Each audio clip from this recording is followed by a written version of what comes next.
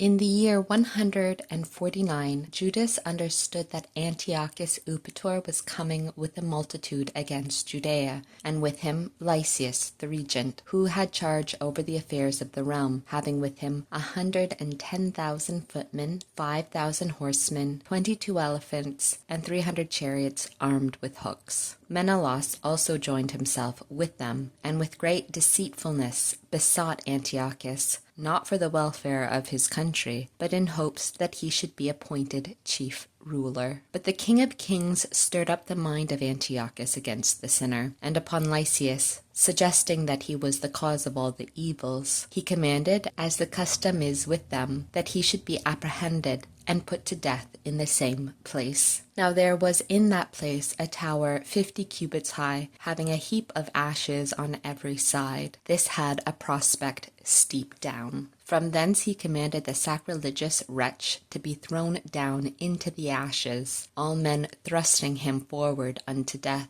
And by such a law it happened that Menelaus, the transgressor of the law, was put to death, not having so much as burial in the earth.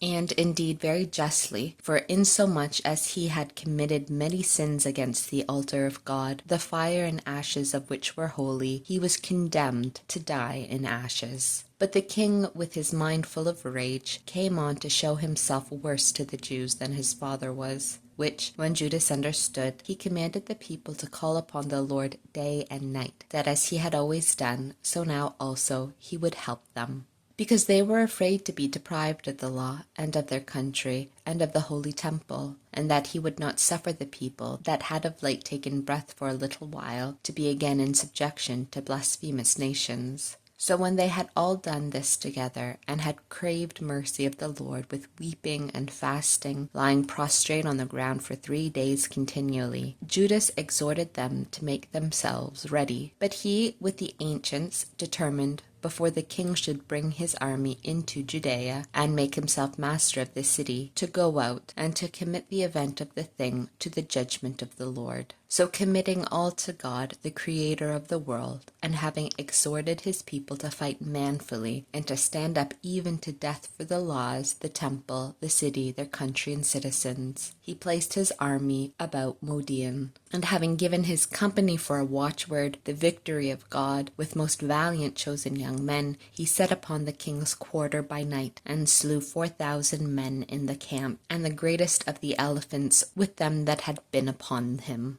And having filled the camp of the enemies with exceeding great fear and tumult, they went off with good success.